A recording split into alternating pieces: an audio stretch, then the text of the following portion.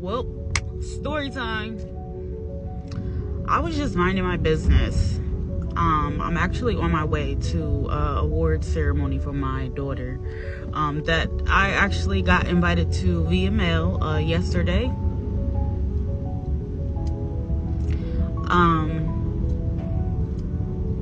Yeah, so that's where I'm heading. But as I was heading to this, well, I'm still heading that way, but I got a phone call from my doctor, and when I did my tumor removal, they asked me about all these other testing outside of the regular testing that they would normally do for a tumor removal. So when he called me last week, he was like, yeah, so your tumor was stage 1, benign. You know, this is the best of the best. And, you know, we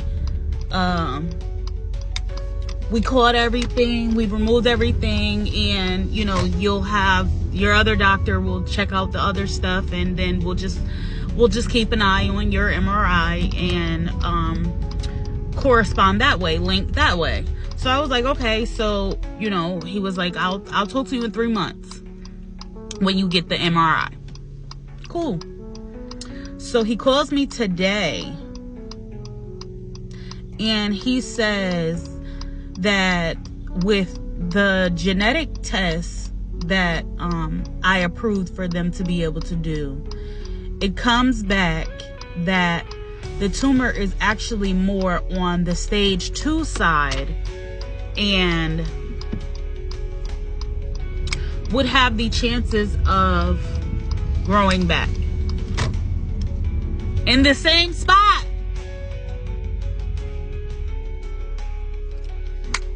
So I said to him, what does this mean? What does this mean now? Because you just told me last week that I was good. Now today, you call me asking to get my permission. Come on, please. I want to just get the light. Asking to get my permission so that you can send me to a referral for another doctor. When I tell y'all, I instantly got a headache because it's like you could think one thing and then it'd be like, nope. And then it's like, this is why I ask them all the time, like, what does this mean? Are you sure? Like, you just told me last week, stage 1 benign. Now you're telling me it's more on the stage 2 side. And you want to have someone else follow up with me. Yeah, when I tell y'all, at this point, my tumor is my twin. We just gonna be walking around and fuck together. Excuse my language. But yeah, I'm just like, I don't even want to stress myself out. I don't want to feel like discouraged. Like, honestly, it pisses me off. It pisses me off because it's a situation that I can't control, and I'm very OCD with controlling things. And I've been learning to not hover over the things that I can't control and let them, you know, bother me or stress me out. But apparently that ain't always the easy case to do. And it's like, this is why I say, when you're trying to process something and something else comes along, How can you process how can you process that when you like,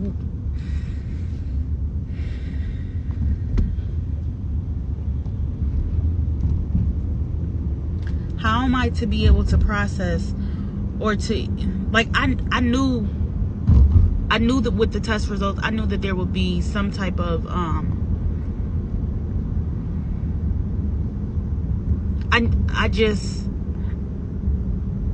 it wasn't where I was wanting to accept it. It was where it was like, okay, well, you need to be realistic, you know.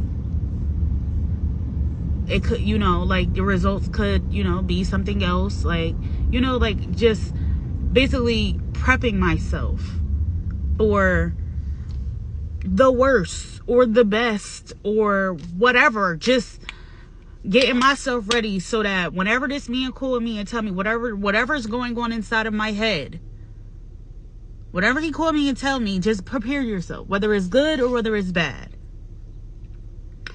And it's just like, it's like limbo. Like, I don't know it. It's not good. It's not bad. It's like, now what? What am I supposed to do with this information? I'm so tired of doctors. Like, I already knew I was going to have to follow up with the doctor anyway. And I already knew, like, there's things that I knew. It's the things that I didn't know. And it's like, you could hear it in his voice where it was like, he was like, is it okay if I send over the referral? Because I know he like, yo, I just told this girl last week. I know.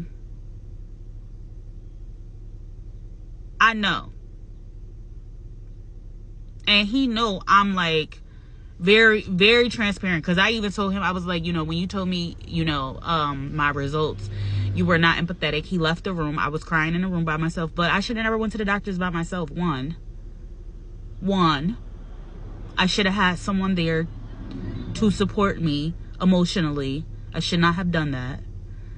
But you can't change the past. I just know now going forward, you know, I just have to be more in detail of the questions that I'm asking, because even if I don't, like, I literally have a note section for just questions that randomly pop up in my head so that I can message, like, my nurse coordinator, we're locked in.